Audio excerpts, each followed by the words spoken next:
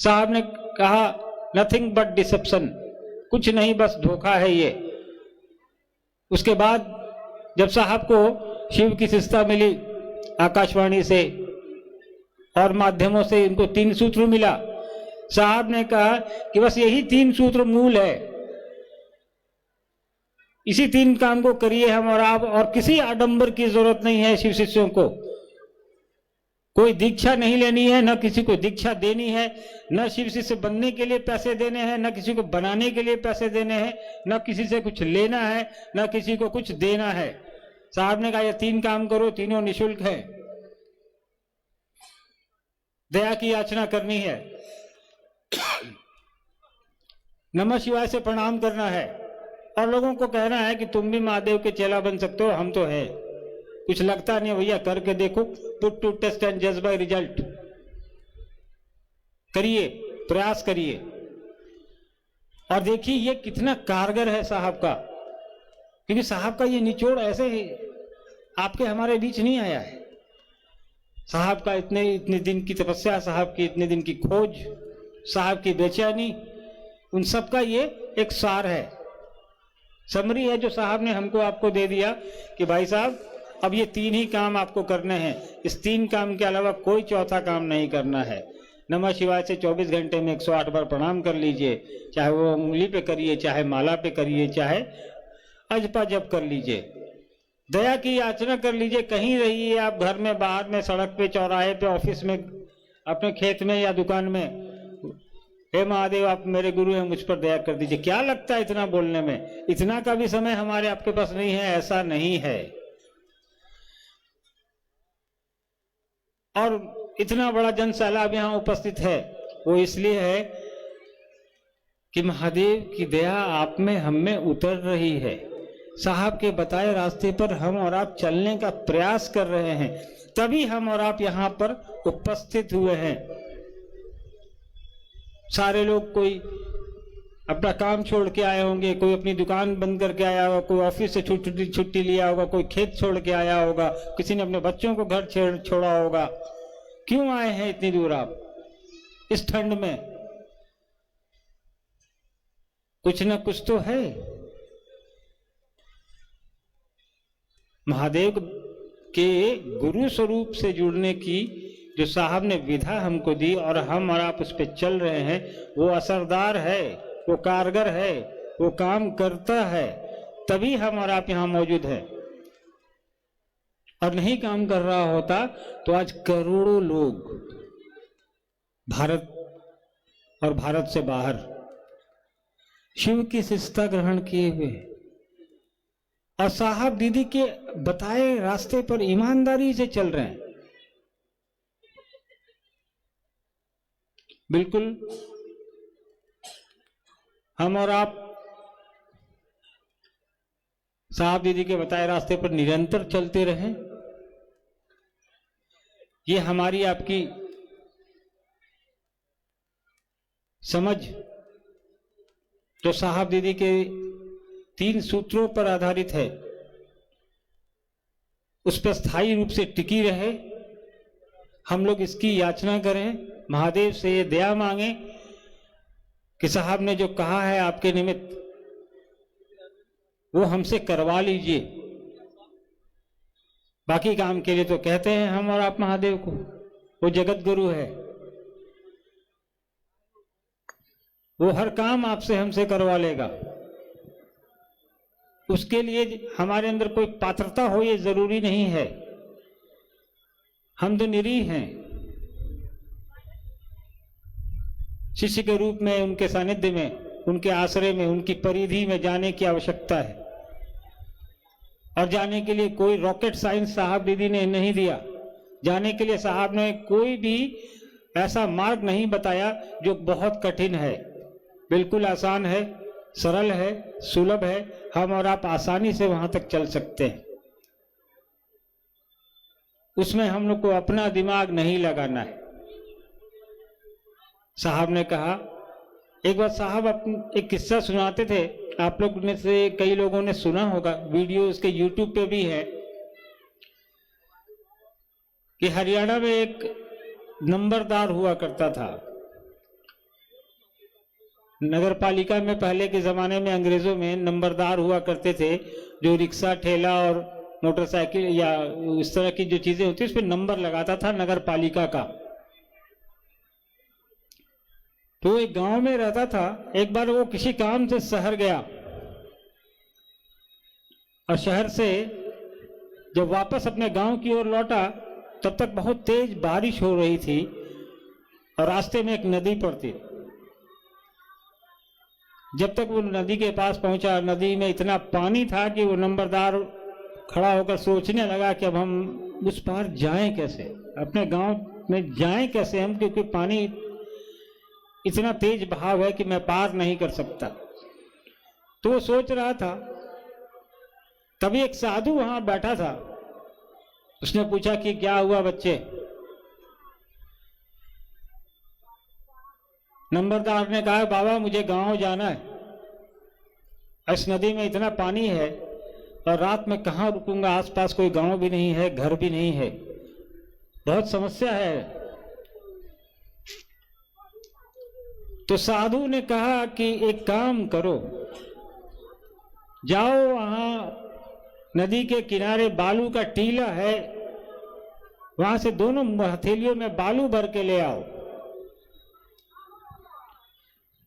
तो नंबरदार सोचा कि चलो कर लेते हैं, क्या जाता है, साधु बोल रहा है, ये भी करके देखते हैं। वो दोनों हाथों में बालू भर के ले आया और नंबरदार ने साधु के सामने वो हथेली खोल दी। साधु ने एक हथेली पे शी लिखा, एक पे वो लिखा। ये सच्ची घटना है, मैं आपको बता रहा हूं। और कहा दोनों को सटा लो, दोनों को चिपका लो। तो दोनों को चिपका लिया तो शी और वो मिलके हो गया शिव। कहा साधु ने कि अब तुम जाओ, इस शिव को देखते हुए तुम नदी पार कर जाओ। नंबरदार ने वैसा ही किया, हथेली को जोड़े हुए और शिव को देखते हुए, जो उस साधु ने लिखा था इसकी हथेली पर बालू के ऊपर। और नदी में जैसे ही उसने पैर रखा, उसका पैर अंदर नहीं गया, वो पानी पे चलने लगा। चलते चलते जब थोड़ी दूर पहुंचा, नंबरदार ने सोचा कि ये शिव लिखा है, इसको पढ़ के जब मैं पार कर रहा हूं तो मैं शिव शिव बोल के भी पार कर सकता हूं। नंबरदार ने क्या किया, दोनों हथेलियां अलग कर ली। उस शिव जो साधु ने लिखा था उसको श और व को, शी और व को अलग कर दिया। उसके बाद वो नंबरदार डूबने लगा, जबकि वो अपने शिव को याद कर रहा था।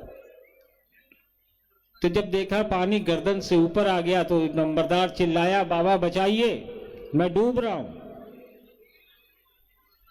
साधु ने कहा कि अरे मूर्ख,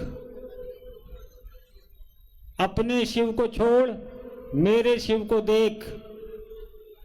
हथेली उसने सटाई वापस और वो वापस सतह पर आ गया और उसने नदी पार कर ली। तो हम लोगों को भी उस नंबरदार वाली हरकत नहीं करनी है। साहब ने जो शिव दिखाया है उसी शिव को देखते हुए ही हमारा आपका पार होगा। इस बात को ध्यान रखने की आवश्यकता है कि साहब दीदी ने जो हमें उद्देश्य दिया है, जो सूत्र दिया है, उसको करते हुए ही हम शिव शिष्टता में महादेव की परिधि में पहुंच सकते हैं, उनके आश्रय में पहुंच सकते हैं। ऐसा इसलिए कि इस कालखंड में साहब श्री हरिंद्रानंद जी ही एकमात्र ऐसे पुरुष हैं जिसने शिव के गुरु स्वरूप को धरती पर उतारा है। पिछले 3000 साल के इतिहास में नहीं दिखता है। तो हमें यह समझ विकसित करनी है कि साहब ने कहा कि यह काम करो, इससे ज्यादा की आवश्यकता नहीं है, उससे ज्यादा कुछ हमको आपको करना भी नहीं है।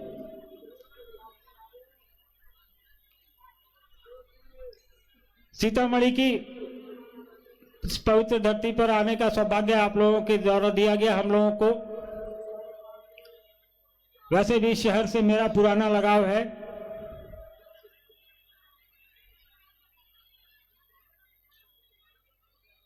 शिव के शिष्यों का यह सलाब यह दिखाता है कि सीतामढ़ी में साहब दीदी का रूप महादेव का काम हो रहा है।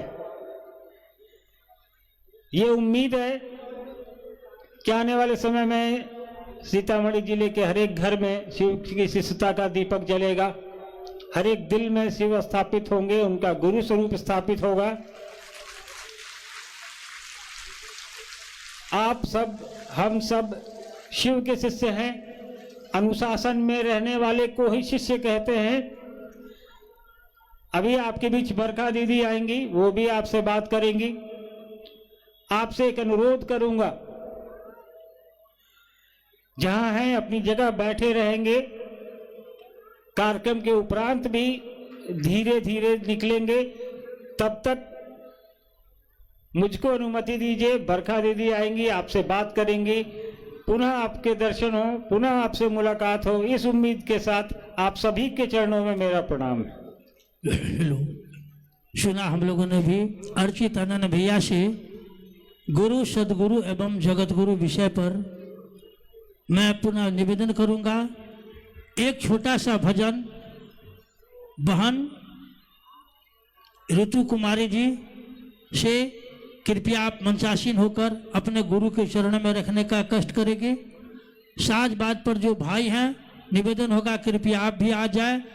सामने में जो अपार भीड़ है शिव के शिष्यों का, शिव शिष्याओं का, हमारे गुरु भाई गुरु बहनों का और साहब और दीदी के दिल के टुकड़े का जो भीड़ है, मैं आपसे निवेदन करूंगा आप कृपया बैठ जाए। जहां भी आपको जगह मिले, आवाज आप तक पहुंच रही है, एलईडी पर आप तस्वीर भी देख रहे हैं, आप वहां जगह लेकर बैठ जाए। धीरे धीरे बात और गंभीर होगी और बहुत हल्की ही बातों में आप शिव की शिष्यता की गंभीरता को महसूस करेंगे। हमारे के बीच आएगी बरखा दीदी, एक भजन के बाद आएगी बरखा दीदी। फिर आपकी ओर से कुछ जिज्ञासा भी आई है, हम निवेदन करेंगे आपसे, आपने जो जिज्ञासा भेजा है उसका उत्तर भी आप लेकर के जाए। ये आपके मन की जिज्ञासा है, शिव शिष्यता को और बल देने की जिज्ञासा है। एक भजन बहन ऋतु जी हमारे बीच। श्री के चरणों में मेरा प्रणाम, दीदी नीलम के चरणों में मेरा प्रणाम, बरखा दीदी एवं आनंद भैया के चरणों में मेरा प्रणाम, यहाँ पर उपस्थित सभी गुरु भाई गुरु बहनों के चरणों में मेरा प्रणाम स्वीकार हो। दिल के आईने में तुझको सजा लिया, जब से मैंने तुझको अपना बना लिया। चांद तारों में नजर आए साहब मेरे, चांद तारों में नजर आए साहब मेरे, हर नजारों में नजर आए साहब मेरे। जब से मेरे दिल पे हुआ है गुरु मेरा तेरा,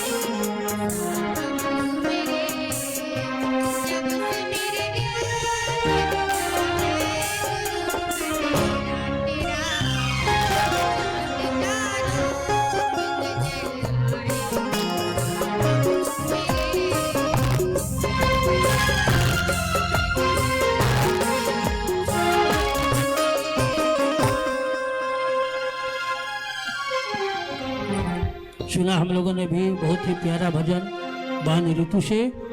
मैं पुनः एक बार आपसे निवेदन करूंगा, आप जहां हैं कृपया वहां बैठ जाएं और विश्व के वितान पर आध्यात्म का प्रादुर्भाव और मानव सृष्टि के कल्याण हेतु, मानव सृष्टि के अभ्युदय हेतु इस कालखंड के प्रथम शिव के पूर्ण शिष्य साहब श्री हरिंद्रानंद जी द्वारा जो दी गई विधियां हैं, जो मार्ग है, हम वह विषय आओ चले शिव की ओर, आओ चले शिव की ओर, हम सारे भाई बहन मिलकर साहब और दीदी के साथ चले, पूरे ब्रह्मांड के शिव शिष्य शिव की ओर बढ़े। इस विषय पर मैं निवेदन करना चाहूंगा। हमारे आपके बीच आपकी प्यारी बरखा दीदी को मैं मंच पर आहूत करता हूं। अपनी वाणी, अपना अनुभव, साहब का सानिध्य, आओ चले शिव की ओर, इन विषयों पर अपनी भावनाओं को व्यक्त करेगी बरखा दीदी हमारे आपके बीच। और आपसे प्रार्थना, आप जहां हैं आप कृपया बैठ जाएं, आप कृपया बैठ जाएं। आपकी जिज्ञासा भी है, हम उन जिज्ञासाओं का भी हल निकालेंगे। बरखा दीदी हमारे आपके बीच।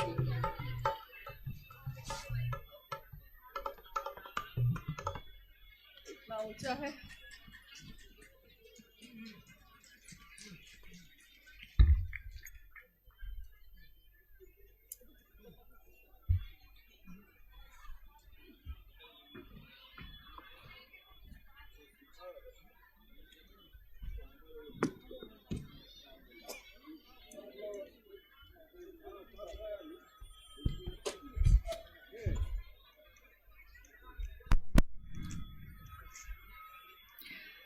मेरे गुरु महेश्वर शिव को मेरा प्रणाम है। इस कालखंड के प्रथम शिव के शिष्य, हम सबों के परम आदरणीय वर्ण गुरु भ्राता साहब श्री के चरणों में मेरा प्रणाम है। शक्ति स्वरूपा माँ नीलामानंद जी के चरणों में मेरा प्रणाम है। और सीतामढ़ी के रुन्नी सैदपुर की इस धरती पे उपस्थित आप सभी गुरु भाई गुरु बहन के चरणों में मेरा प्रणाम है। मेरे गुरु महेश्वर शिव की असीम दया से यहाँ आने का सौभाग्य प्राप्त हुआ है। आज का ये शिव गुरु महोत्सव बरसों बाद आहूत हुआ और सीतामढ़ी जिले के निकटवर्ती स्थानों से भी गुरु भाई गुरु बहन इसमें सम्मिलित हुए हैं। बगल में नेपाल देश है, वहाँ से भी काफ़ी गुरु भाई गुरु बहन यहाँ सम्मिलित हैं। हम सबका जीवन शिव का शिष्य बनकर गुजर रहा है और इस जीवन में शिव की सुगंध है। समानता, सहृदयता, शांति सबके जीवन में सचमुच में उतरकर आ गई है। साहब श्री हरिंद्रानंद जी का ये आवाहन कि जाति, धर्म, वर्ण, संप्रदाय, लिंग से परे है शिव की शिष्यता। जहाँ सभी चीजें खत्म हो जाती हैं, जहाँ सभी संकीर्णताएं तिरोहित हो जाती हैं, वहीं से शिव की शिष्यता शुरू होती है। शिव की शिष्यता का अर्थ है मानव का मानव से प्रेम करना, जीव का शिव हो जाना, जीव को शिव के तरफ चलने के लिए प्रेरित करना। और आज तक भारत देश या विश्व के किसी भी भूखंड पे जहाँ भी ईश्वर की बात हुई है, जहाँ भी आध्यात्म की बात हुई है, वहाँ पहला नाम शिव का आता है। शिव जो ईश्वरों के भी ईश्वर हैं, महेश्वर शिव। शिव जो देवों के भी देव हैं, महादेव। शिव जो अघोरियों के भी ईश्वर हैं, अघोरेश्वर। शिव जो कपालिकों के भी ईश्वर हैं, कपालेश्वर, महाकापालेश्वर, महामृत्युंजय। काल भी जिससे नियंत्रित होता है, भय को भी जिससे भय लगता है, महाकाल, महाभैरव, नटराज शिव। शिव के अनेक स्वरूप हैं, शिव के अनेक रूप हैं। जिस रूप में जिसने शिव को जाना, उसने शिव को वैसा ही प्यार दिया, वैसा ही प्यार पाया भी। शिव का एक रूप है जगत गुरु, शिव का रूप। जब भारत देश में संकीर्णता, अज्ञानता और रूढ़ियों के पास से ये बंधा हुआ था, कहीं भी कोई रोशनी की किरण नहीं दिख रही थी। पूरा विश्व अध्यात्म के संक्रांति काल से गुजर रहा था। उस काल में सन 1980 के दशक में शिव के शिष्य साहब हरिनानंद जी ने आवाहन किया जगत के लोगों को कि जगत का एक एक व्यक्ति शिव का शिष्य हो सकता है, आइए भगवान शिव को अपना गुरु मानते हैं। साहब श्री ने कहा, शिव जन जन के गुरु हैं, मेरे हैं, आपके भी हो सकते हैं। मैंने परीक्षा की है, आपकी परीक्षा भी प्रार्थनीय है। उन्होंने प्रार्थना की, उन्होंने ये नहीं कहा कि मैं कह रहा हूँ इसलिए मान जाओ। उन्होंने कहा कि मैंने पिछले 8 वर्षों में, जब से मैंने शिव को गुरु माना, परीक्षा ही परीक्षा की अपने गुरु की। कहते हैं गुरु शिष्य की परीक्षा करते हैं, परंतु शिव के शिष्य ने शिव को गुरु बना तो लिया और शिष्य ही गुरु की परीक्षा कर रहा है। पिछले 8 वर्षों में साहब श्री ने देखा कि जो वो सोच रहे हैं सो हो जाता है, जो वो कहते हैं वो घटित हो जाता है। यहाँ तक कि जो उनकी सोच है दूसरों को शिव की तरफ बढ़ाने की, जो अंतः प्रेरणा जगी है उनके मन में, ये अंतः प्रेरणा कि अगर यदि विश्व का मानव, संपूर्ण मानवीय सृष्टि अगर अपना शिष्य भाव देती है शिव को गुरु मानकर, तो विश्व गुरु शिव को विश्व के मानव के अभ्युदय का भार, उसका उत्तरदायित्व लेना ही पड़ेगा। साहब श्री ने कहा कि मैंने देखा है शिव से सुंदर कुछ भी नहीं, शिव से अच्छा कुछ भी नहीं, शिव से बड़ा मित्र नहीं, शिव से बड़ा कुछ भी इस धरती पे नहीं है। शास्त्रों ने लिखा कि नास्ति सर्व समो देवो, नास्ति सर्व समा गति, यानी शिव से बड़ा कोई देव नहीं है, शिव से बड़ी कोई गति नहीं है। नास्ति सर्व समो रणे, नास्ति सर्व समो दाने, शिव से बड़ा कोई योद्धा नहीं है, शिव से बड़ा कोई दानी नहीं है। अगर महादानी कोई है भी तो शिव है। और साहब श्री शिव के शिष्य ने कहा नास्ति सर्व समो गुरु, शिव से बड़ा कोई गुरु नहीं। अगर कोई धरती पे गुरु है, उसका भी कोई गुरु है, उसका भी कोई गुरु है, तो सबसे अंत पड़ेगा, सबसे आदि होगा, आदि गुरु शिव। उन्होंने कहा कि जगत में रहने वाले अमीर हो या गरीब हो, चाहे वो अलग अलग जाति, अलग अलग धर्म के हों, परंतु यदि वो अपना शिष्य भाव देते हैं, अपने मन का भाव चढ़ाते हैं, तो महादेव गुरु के रूप में कोई भेद नहीं करते, महादेव ईश्वर के रूप में भी भेद नहीं करते, महादेव गुरु के रूप में भी भेद नहीं करते, जहाँ सारे भेद खत्म हो जाते हैं। इसीलिए एक रिक्शा चलाने वाला भी महादेव के दरबार में गले से लगाया जाता है और महलों में रहने वाला भी महादेव के गले से ही लगता है। ये शिव की शिष्य की दुनिया ऐसी दुनिया है जिसमें सदियों से सताए लोग यहाँ सीने से लगाए जाते हैं। सदरबार में सच्चे शिव गुरु के दुख दर्द मिटाए जाते हैं। जहाँ जाके हमारे दुख और दर्द मिट जाते हैं, जहाँ पहुंचकर हमारी पीड़ा तिरोहित हो जाती है, खुद ही खत्म हो जाती है।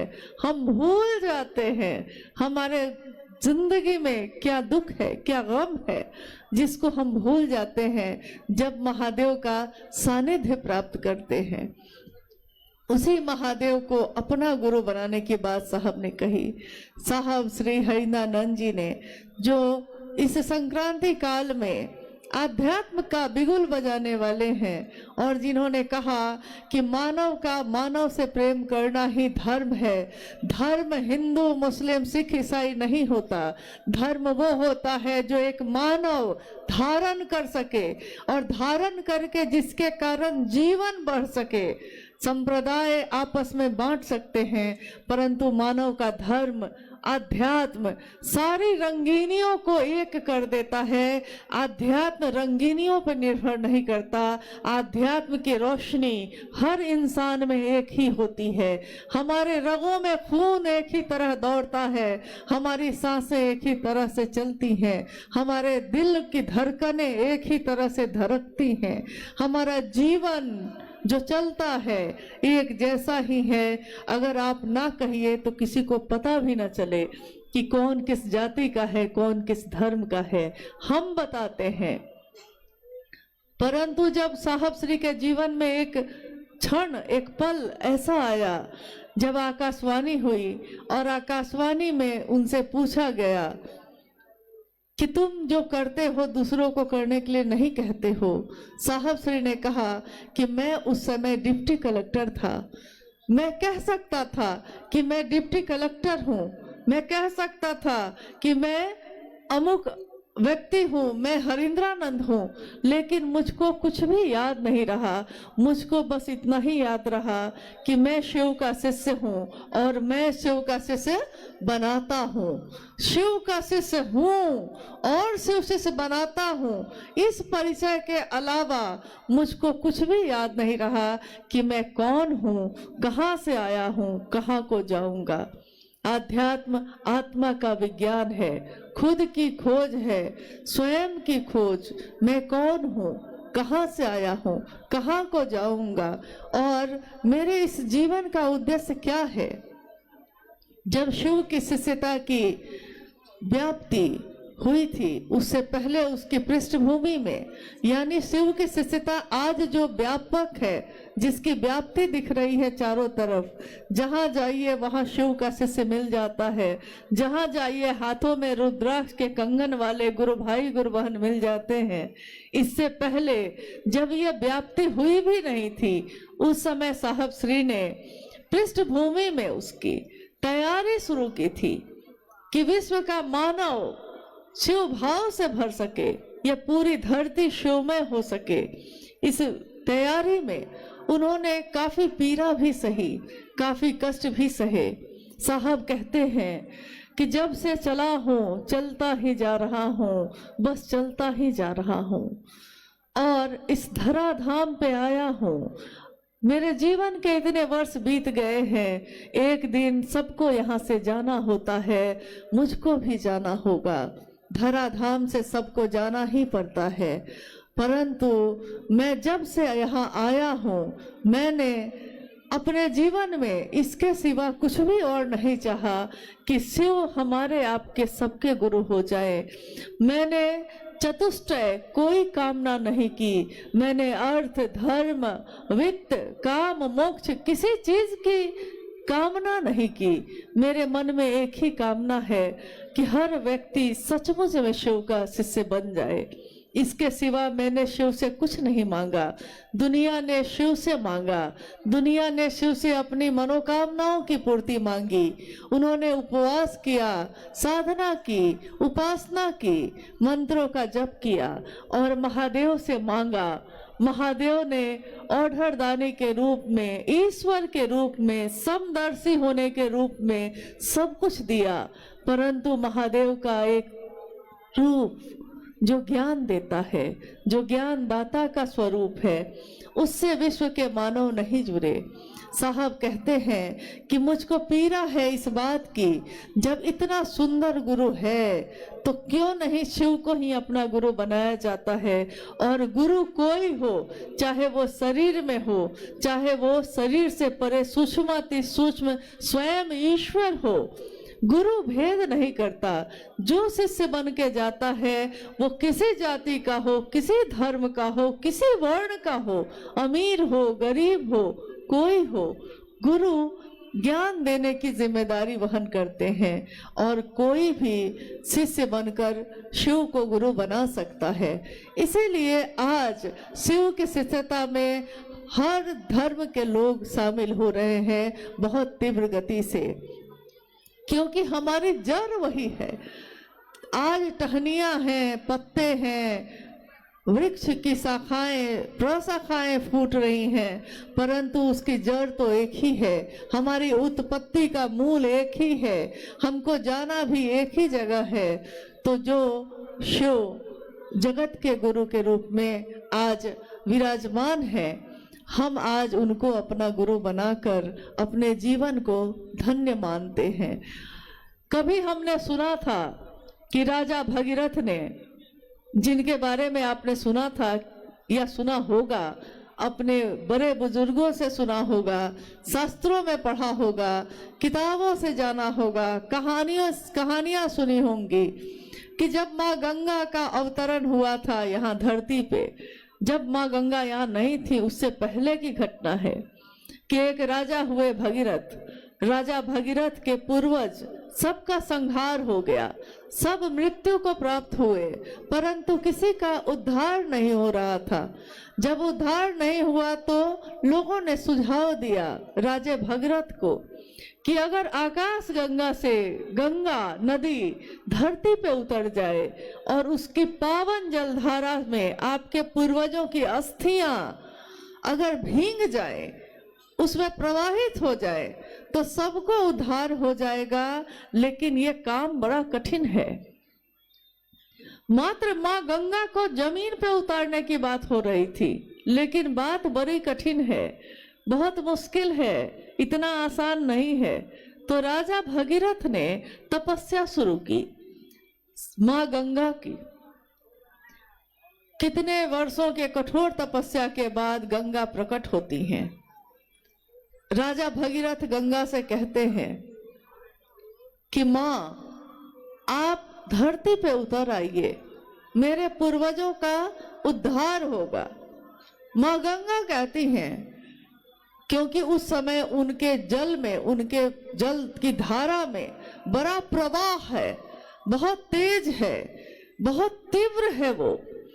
तो उन्होंने कहा कि भगीरथ, मैं उतर तो आऊं धरती पे, परंतु धरती में इतनी ताकत नहीं है कि वो मेरे इतने तीव्र, इतनी तेज गति को बर्दाश्त कर सके।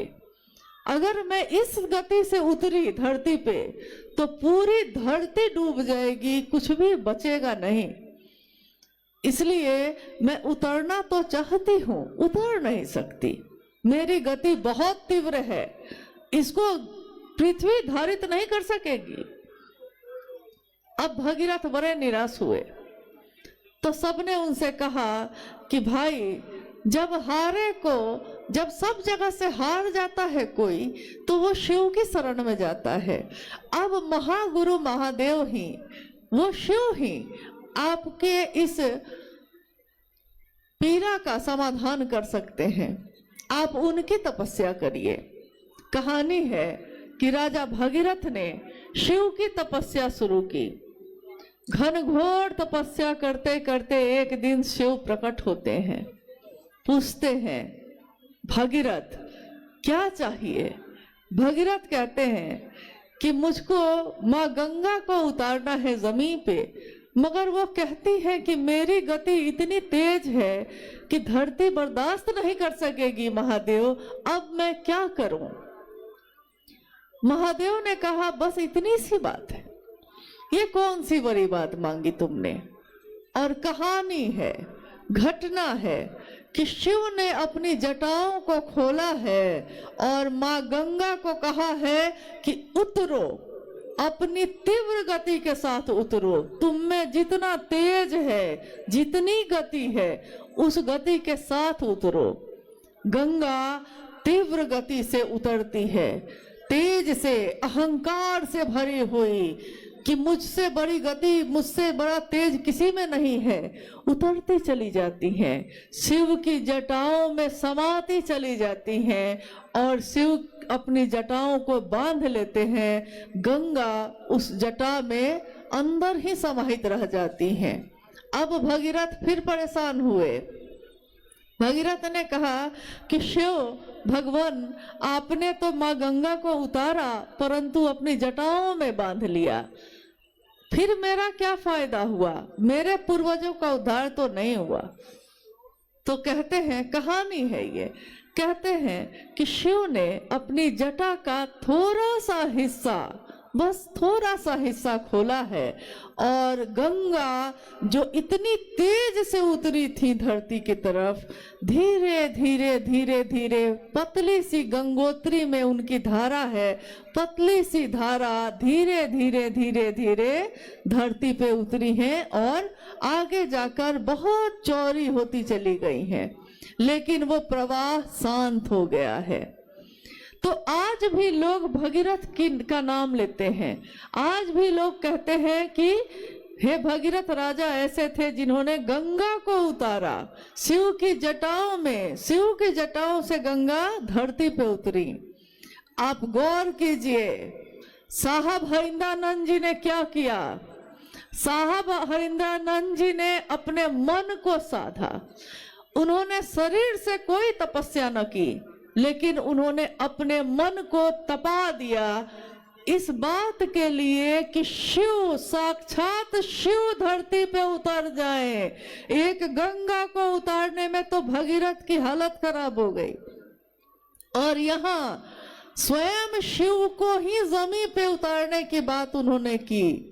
स्वयं शिव जब जमीन पे उतरते हैं तो जगत का एक एक व्यक्ति शिव बन के चलता है। वो बोलता है तो लगता है शिव बोल रहे हैं, उसको देख के लगता है कि शिव को देखा जा रहा है। शिव अपनी शक्तियों से जाने जाते हैं, शक्तियां ही शक्तियां हैं शिव की, परंतु संयमित हैं, किसी का तेज नहीं, किसी की गति तीव्र नहीं, सारे लोग शांत हैं, अनुशासित हैं और संयमित हैं। स्वागत करते हैं हम उस युग पुरुष का, स्वागत करते हैं हम अपने साहब हरिंद्रानंद जी का। स्वागत है हे युग पुरुष तुम्हारा, तुमने जमीन पे शिव गुरु को उतारा, तुमने उस शिव को सबके लिए उतारा। एक भगीरथ ने अपने पूर्वजों के उद्धार के लिए उतारा था, साहब हरिंद्रानंद जी ने पूरे विश्व के लिए उतारा। उन्होंने कोई भेद नहीं किया। जिस तरह शिव भेद नहीं करते, शिव के लोग भी भेद नहीं करते। उन्होंने सबके लिए शिव को उतारा है। इसीलिए आज हर व्यक्ति ये कहता है कि शिव मेरे गुरु हैं। शिव होंगे सबके, परंतु मेरे भी हैं। साहब ने कहा कि मैं जो इस धरती पे आया हूं, मैं जो शिव का शिष्य हूं, इस धरती के रहने वालों को अच्छे बुरे की समझ देके जाऊंगा, दूसरों को परखने की नजर देके जाऊंगा। अच्छे बुरे, अच्छा क्या है, बुरा क्या है, क्या मेरे जीवन के लिए सुंदर है, क्या मेरे जीवन के लिए अच्छा नहीं है। उन्होंने कहा अच्छे बुरे की समझ देके जाऊंगा, दूसरों को परखने की नजर देके जाऊंगा। यारों मैं इस जमाने का संग तराश हूँ, जमाने का, एक पत्थर का नहीं। एक पत्थर को मूर्तिकार तराश कर मूर्ति बना देता है, बेकार पड़े पत्थर को भी मूर्ति बनने पे मूर्ति वंदनीय होती है, मूर्ति पूजी जाती है। परंतु साहब हरिंद्रानंद जी शिव के शिष्य ने तमाम विश्व को, जमाने को, पूरी दुनिया को कहा कि मैं इस जमाने का संग तरास हूँ, पूरे जमाने को ही मूर्ति का रूप देने वाला मैं शिव का शिष्य, पत्थरों को भी बोलने का हुनर देके जाऊंगा। पत्थर को भी जिसने बोलना सिखा दिया। हम लोगों के जीवन में जो हमारा जीवन शून्य था, कोई जीवंतता नहीं, कहीं कोई हलचल नहीं, हम जी तो रहे थे, बस अपने जीवन को काट रहे थे। उस जीवन को एक लक्ष्य दे दिया, एक उद्देश्य दे दिया। लक्ष्य विहीन जीवन एक जानवर जीता है, परंतु इंसान, उसको अगर एक लक्ष्य मिल जाए तो इंसान में इतनी ताकत होती है कि अगर उस इंसान को आध्यात्मिक ऊर्जा मिल जाए तो आध्यात्मिक ऊर्जा के संचरण से वो चंद्रमा पे भी पहुंचता है, वो मंगल पे भी पहुंचता है, वो अंतरिक्ष में भी विचरण करता है, वो आकाश में उड़ना सीख जाता है, वो पाताल में जाना सीख लेता है, वो समंदर में सुरंग बनाना सीख लेता है। अगर आध्यात्मिक ऊर्जा हो तो वो धरती के सारे लोगों को एक सूत्र में बांधता है, जिस तरह साहब श्री ने, माँ नीलमानंद जी ने अपनी ममता के सूत्र में हमको आपको बांध दिया। अलग अलग पत्थर हैं हम, अलग अलग मोती हैं हम, सबके अलग विचार हैं, सबकी अलग सूरत है, सबकी अलग सीरत है, परंतु अलग अलग सूरत और सीरत के लोगों को उन्होंने धागा एक ही है, एक धागे में पिरो दिया। शिव शिष्यता का धागा, जिस धागे को बनाने वाले हैं साहब श्री हरिनानंद जी, उन्होंने अपनी उस ऊर्जा से जो शिव ने उनको दी थी, उस ऊर्जा का सदुपयोग करके विश्व के मानव को एक धागे में पिरो दिया है। हम मोती हैं अलग अलग, परंतु हमारे धागे एक ही है, एक ही धागे में पिरोए हुए हैं हम। उसी तरह जिस तरह रोशनी होती है आकाश में जब, तो हम देखते हैं कि तारे हैं, सबकी चमक है एक जैसी, तारे अलग अलग हैं परंतु चमक सबकी एक ही है। उसी तरह मोती भी हम अलग अलग हैं लेकिन धागा हमारा एक ही है, शिव शिष्यता का।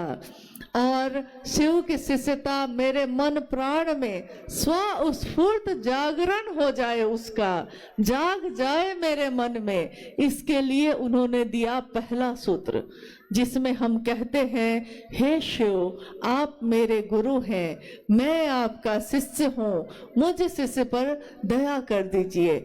अभी हाल में मैंने एक जगह सुना, सीतामढ़ी और मुजफ्फरपुर के बॉर्डर पे कुछ जगहों पे एक इक्का दुक्का लोग हैं जो लोगों को समझा रहे हैं कि साहब ने जो पहला सूत्र दिया है उसमें हमको बोलना है, हे शिव आप मेरे गुरु हैं, मैं आपका शिष्य हूँ, सब शिष्यों पे दया कर दीजिए। तो मुझको याद आया, जब किसी ने ये कहा तो मुझको याद है कि साहब श्री ने अक्सर ये बात कही कि तीनों सूत्रों के निरूपण में जो मेरी अनुभूति है, मैंने तीनों सूत्रों के माध्यम से दिया है, तीन सूत्र में या शिष्यानुभूति जो मैंने लिख दी है, आओ चले शिव की ओर जो मैंने लिख दी है, साहब श्री ने कहा उसमें एक बिंदु, एक कॉमा का परिवर्तन करना भी विनाशकारी साबित हो सकता है, क्योंकि अर्थ बदल जाएंगे। अगर वाक्य बदला तो उसके अर्थ बदल जाएंगे, और साहब ने जो वाक्य दिया है उसके सिवा उसका अर्थ दूसरा कुछ करना हमारे लिए हितकारी नहीं है, ये उचित नहीं है। इसलिए पहला सूत्र उन्होंने दिया, हे शिव आप मेरे गुरु हैं, मैं आपका शिष्य हूँ, मुझ शिष्य पर दया कर दीजिए। मुझ शिष्य यानी मेरे अपने बात हो रही है, मुझ में शिव का प्रकटीकरण हो जाए, स्वस्फूर्त जागरण हो जाए। इस जागरण के लिए शिव की शिष्यता में पहला सूत्र है। दूसरा सूत्र भी हम जब करते हैं, महादेव की चर्चा, महादेव की चर्चा की धूम है, महादेव की चर्चा में चर्चा महादेव के लिए की जाती है, चर्चा सुनी भी जाती है महादेव के लिए, कही भी जाती है महादेव के लिए।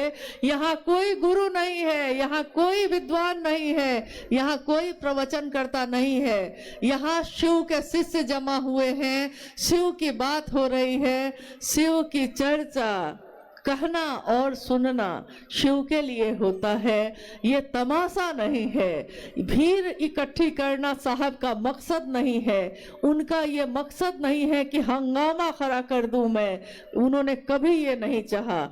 इसीलिए शिव के शिष्य चाहे हजारों की संख्या में इकट्ठे होते हैं, लाखों की संख्या में इकट्ठे होते हैं, परंतु संयमित होते हैं, अनुशासित होते हैं, हंगामा नहीं करते। वो धीरे धीरे सहज बन के अपने पांव को रखते हैं। उन्होंने कहा कि दूसरा सूत्र ध्यान की अनुपम विधा है। ये एक ऐसी विधा है जिसको बोलने वाला जो बोल रहा है उसका मन भी अगर शिव के पास से हट गया वो बोल नहीं सकेगा। सुनने वाले का मन भी अगर शिव की परिधि से बाहर हो गया वो सुन न सकेगा।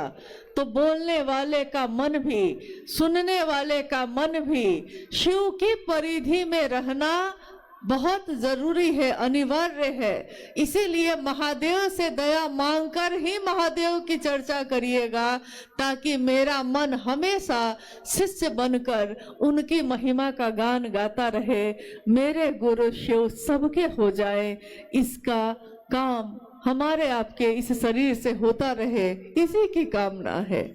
तीसरा सूत्र जिसमें साहब श्री ने कहा कि शिष्यता के भावांतरण के लिए शिव के गुरु स्वरूप को प्रणाम निवेदित करना आवश्यक है। शिष्यता का भावांतरण इसका अर्थ होता है हमारा जो विचार है, अभी जो मैंने विचारों में शिव को गुरु बनाया है, ये मेरा स्वभाव बन जाए, मेरा शिष्य भाव बन जाए। मैं शिष्य का भाव लेकर जगत में उतरूं, व्यष्टि का नकाब हटाकर समष्टि की ओर चलूं। मैं जो एक व्यक्ति हूँ, मैं जो अमुक व्यक्ति हूँ, मैं शिव का शिष्य बनकर जगत में, समष्टि में, समाज में, दुनिया में उतरूं जो मेरे हृदय में है। अगर मेरे हृदय में शिव की रोशनी का दिया, शिव के ज्ञान का दिया जल रहा है, तो मैं उस ज्ञान के दिए को लेकर धरती पे उतरूं, समाज में उतरूं, ताकि समाज में जो आध्यात्मिक और मानसिक अंधेरा छाया हुआ है उसमें रोशनी लाई जा सके। वो अंधेरा स्वतः दूर हो जाता है रोशनी के आने से। अंधेरा रहता ही है, हमेशा रहता है, शाश्वत है वो, परंतु एक रोशनी की किरण आते ही तमाम अंधेरे दूर हो जाते हैं। जिस तरह परसों जब हम लोग पटना उतरे, रांची से पटना आए, पटना से मुजफ्फरपुर पहुंचे, परसों हम लोग जब उतरे तो चारों तरफ कुहासा ही कुहासा था, चारों तरफ अंधेरा ही अंधेरा दिख रहा था। गाड़ी जो चल रही थी उसकी रोशनी भी बड़ी मुश्किल से कुछ दूर तक दिख रही थी, और उसी समय से हम लोग मन ही मन इस बात की प्रार्थना करने लगे कि महादेव का काम है, पता नहीं महादेव की दया कैसी होगी, कैसे इस कार्यक्रम को निकाला जा सकेगा, लोग कैसे सुरक्षित आएंगे, लोग कैसे जाएंगे। कहीं मैदान में अगर थोड़ी दूर भी दिखाई न दिया तो लोगों को कितनी असुविधा हो जाएगी। तो मन ही मन हम सब ने महागुरु महादेव से प्रार्थना की, महादेव की असीम दया से आज सुबह से मौसम देखिए कैसा है। आज सुबह से अपने सूरज अपनी रोशनी को बिखेर रहा है। उस सूरज को धन्यवाद है जिसने शिव के शिष्यों की मदद की, जिसने शिव की शिष्यता की इस पावन जलधारा को और अपनी तपिश देकर और सुंदर कर दिया। महादेव की दया पल प्रतिपल चमत्कार के रूप में हमारे आपके जीवन में उतर रही है, परंतु हम देखना नहीं चाहते। हमारे सामने पल प्रतिपल हम जीवित हैं, सांस लेते हैं। ये दुनिया का सबसे बड़ा चमत्कार है। एक कैमरा जो सामने लगा है उसके लेंस की भी एक क्षमता है। इंसान के आंखों के लेंस की कोई क्षमता नहीं है। कोई कंप्यूटर, कोई मॉनिटर, कोई मोबाइल, उसकी भी एक क्षमता है। इंसान के इस दिमाग की अनंत क्षमता है, क्षमता उसकी सीमित नहीं है। एक धड़कन की क्षमता असीमित है, अनंत है। यानी महादेव ने जो बनाया है, महादेव से बड़ा वैज्ञानिक भी कोई नहीं, महादेव से बड़ा बुद्ध भी कोई नहीं, महादेव से बड़ा वैद्यनाथ भी कोई नहीं। और वो महादेव मेरे आपके गुरु हुए हैं। महादेव के इस गुरु स्वरूप की व्याप्ति हम दुनिया में कर सकें, इसकी कामना करिए। साहब और दीदी का आशीर्वाद सभी शिव शिष्यों के साथ है। कौन कहता है साहब हरिंद्रानंद जी नहीं है? वो हम सभी शिव शिष्यों की धड़कनों में है, हमारी आवाज में है, हमारी सोच में है, हमारे विचार में है, हमारे इस शिष्य भाव की कृतज्ञता में है। वो शिव हमारे दिल में बैठे हैं और हमारे साहब और दीदी दोनों शिव के साथ ही हमारे हृदय में विराजमान है, सदैव रहेंगे। आने वाली पीढ़ी भी उनको कभी भूल न सकेगी। आने वाली पीढ़ी, हमारा शरीर का लय होगा, आपके शरीर का लय होगा, परंतु शिव शिष्यता का लय कभी नहीं होगा। हमारी गणना है 1 साल, 2 साल, 5 साल, 1000 साल, मनवंतरों तक शिव की कोई गणना नहीं है। शिव का कोई साल नहीं, शिव का कोई वर्ष, शिव के दिन, शिव की दोपहर, शिव की शाम नहीं। शिव की शिष्यता अनवरत मनवंतरों तक, जब तक शिव है ये शिष्यता भी चलती रहेगी, पल्लवित पुष्पित होती रहेगी और विश्व में समानता, सहृदयता और शांति के सुमन को खिलाती रहेगी। ये साहब और दीदी का आशीर्वाद है विश्व के मानव को, और ये आशीर्वाद फलीभूत होता ही रहेगा। आइए, आज इस शिव गुरु महोत्सव में मैं देख रही हूँ कि गुरु भाई गुरु बहन थोड़ा कष्ट में है, क्योंकि अनुमान से ज्यादा गुरु भाई गुरु बहनों की उपस्थिति है। मैं आपसे निवेदन करती हूँ कि आप जहाँ हैं वहाँ स्थिर से थोड़ी देर और रहिए। थोड़ी देर अभी कार्यक्रम चलेगा और जल्दी ही हम लोग समापन करेंगे, ताकि शिव के शिष्य सही समय पे अपने गंतव्य, अपने घर को वापस पहुंच सके, सुरक्षित पहुंचे। कभी भी साहब ने ये नहीं चाहा कि शिव के शिष्यों को कष्ट हो, हमेशा उन्होंने आपका, हमारा सुरक्षित जीवन मांगा। इसलिए सभी के जीवन को सुरक्षित रखना भी हमारा कर्तव्य है। आइए हम लोग कुछ जिज्ञासाओं पे बात कर लेते हैं, अगर जिज्ञासा आई है। दीदी से निवेदन है। अच्छा, एक जिज्ञासा आई है। स्वर्णा कुमारी, शिष्ट भाव प्रगाढ़ होकर व्यक्ति के स्वभाव हो जाए, ये स्थिति सामान्य नहीं है। ये शिष्य अनुभूति में साहब ने लिखा है, ये सामान्य नहीं है, ऐसा उन्होंने लिखा। हाँ, शिव शिष्यता का भाव प्रगाढ़ होकर, प्रगाढ़ का अर्थ होता है गहरा, मजबूत। प्रगाढ़ होकर, गहरा होकर, मजबूत होकर मेरा स्वभाव बन जाए। यानी ऐसा नहीं देखा देखी नहीं, मैं नहीं कहता देखा देखी सुनी सुनाई, मैं कहता आंखन देखी। यानी मैं खुद में महसूस कर लूं, मेरा स्वभाव बन जाए शिष्य का भाव। इसी के लिए, शिष्यता के भावांतरण के लिए ही उन्होंने तीसरा सूत्र दिया है।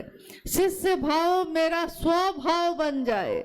जिस तरह मेरा स्वभाव है, मैं किसी की पुत्री हूँ, मैं किसी की बेटी, किसी की पत्नी, किसी की बहू, किसी की माँ हूँ, ये मेरा स्वभाव है। मेरी पुत्री मेरे पास बैठी है, मेरे मन में इसके लिए ममता फूटे, इसके लिए मैंने कोई तपस्या नहीं की। जिस दिन इसके आने की खबर हुई, जिस दिन मुझको सूचना हुई कि मैं माँ बनूंगी, मेरे मन में माँ का स्वभाव स्वतः प्रकट हो गया और स्वतः मेरे मन में ममता हिलोरे लेने लगी। तो जिस दिन मेरा मन सचमुच में समझ लेगा कि शिव मेरे गुरु हैं, मेरे मन में शिष्य भाव प्रकट हो जाएगा और शिष्य भाव प्रकट होकर प्रगाढ़ बनेगा जब हम बार बार दोहराएंगे, जब हम बार बार कहेंगे हे शिव आप मेरे गुरु हैं, मैं आपका शिष्य हूँ, मुझ शिष्य पर दया कर दीजिए। ये जब बार बार हम दोहराएंगे तो हमारा मन सचमुच में समझ जाएगा कि शिव मेरे गुरु हैं और मेरा ये स्वभाव बन जाएगा। ये सामान्य तो नहीं है, परंतु शिष्यता की दुनिया में हमेशा असामान्य बातें ही घटित होती हैं। जो सामान्य नहीं है शिव उसको सामान्य बनाते हैं, जो सहज नहीं है शिव उसको सहज बनाते हैं। इसीलिए मनुष्य के सहज प्रेम से परमात्मा भी लभ्य होते हैं। आइए हम लोग दूसरी जिज्ञासा पे चलते हैं। आप बोलने वाली हैं, बोलिए, जल्दी बोलिए। इसमें है साउंड है। दीक्षा के माध्यम से शिष्य अपने गुरु से आध्यात्मिक अनुशासन का दायित्व ग्रहण करते हैं। कृपया समझाने की कृपा करें। जिज्ञासा है, दीक्षा के माध्यम से शिष्य अपने गुरु से आध्यात्मिक अनुशासन का दायित्व ग्रहण करते हैं। कृपया समझाने की कोशिश करें। दीक्षा के माध्यम से शिष्य अपने गुरु से आध्यात्मिक अनुशासन लेता है। दीक्षा, शिव की शिष्यता में कोई मंत्र कान में नहीं दिया जाता, शिव की शिष्यता में कोई उपासना साधना नहीं बताई जाती। शिव की दया ही शिव शिष्यता में शिव शिष्यों के लिए दीक्षा का काम करती है। शिव की शिष्यता का विचार, ये भाव, ये विचार जो हमारे मन में प्रवेश करता है, यही दीक्षा मानी गई है। और जैसे ही मेरा मन ये समझता है कि मैं अमुक व्यक्ति की बेटी हूँ, मेरा मन अगर इसको याद रखता है तो मैं दुनिया में चाहे कहीं भी जाऊं, मेरे मन में, मेरे आचरण में एक अनुशासन स्वतः उतर जाता है। लोग कहते हैं चलो वहाँ चलते हैं, हम कहते हैं कि नहीं, अगर मैं जाऊंगी लोग कहेंगे कि अमुक अमुक गुरु भाई जो है उनकी बेटी पता नहीं कहाँ कहाँ घूम रही थी। देखिए, पिता का भान है कि भाई नागेंद्र बाबू की बेटी कहाँ घूम रही थी, भाई स्वतः अनुशासन आ गया। एक मन में पिता की स्मृति आई तो अनुशासन आ गया। गुरु की याद रहेगी मैं किसका शिष्य हूँ, तो मैं अपने जीवन में चाहे किसी से बात करूँ, चाहे हंसूं, चाहे बोलूं, चाहे चलूं, चाहे बैठूं, मेरे हर काम में एक आध्यात्मिक अनुशासन स्वतः उतर जाएगा। ये शिव की शिष्यता की याद अगर रह गई, शिव की दया की याद रह गई, शिव की दया ही दीक्षा कही जाती है, याद रह गई तो मेरा मन चाहे मुझको जहां ले जाए, परंतु ये शरीर हमेशा एक आध्यात्मिक अनुशासन में रहेगा ही रहेगा। महारानी सीता की धरती पर आपका हार्दिक स्वागत है। महारानी सीता, जानना चाहता हूँ आध्यात्मिक जागरण एवं धार्मिक जागरण में क्या अंतर है? इसके साउंड का अच्छा लाइए तो बेटा एक बार दोहरा देते हैं, कोई बात नहीं। अच्छा कोई बात नहीं, ऐसा है। एक जिज्ञासा आई है कि महारानी सीता की धरती पे आपका स्वागत है। जानना चाहता हूं कि आध्यात्मिक जागरण एवं धार्मिक जागरण में क्या अंतर है, शिव की शिष्यता क्या है। शिव की शिष्यता एक जागरण है व्यक्ति के आध्यात्मिक और मानसिक दोनों तल का। आध्यात्मिक तल का अर्थ होता है कि ईश्वर से, जीव से शिव हो जाने का रास्ता। आध्यात्मिक तल यानी आध्यात्म मैं कौन हूँ, कहाँ से आया हूँ, इसको जानने की उत्कट अभिलाषा पैदा होती है। और मानसिक जागरण धार्मिक जागरण, इसमें जिज्ञासा है धार्मिक जागरण। तो धार्मिक जागरण का अर्थ अगर आपने मजहब से लगाया है, अगर आपने संप्रदाय से लगाया है, तब तो अलग अलग तरीके का हो सकता है। हिंदू, मुस्लिम, सिख, ईसाई सबके अपने अपने तरीके हैं जागरण के।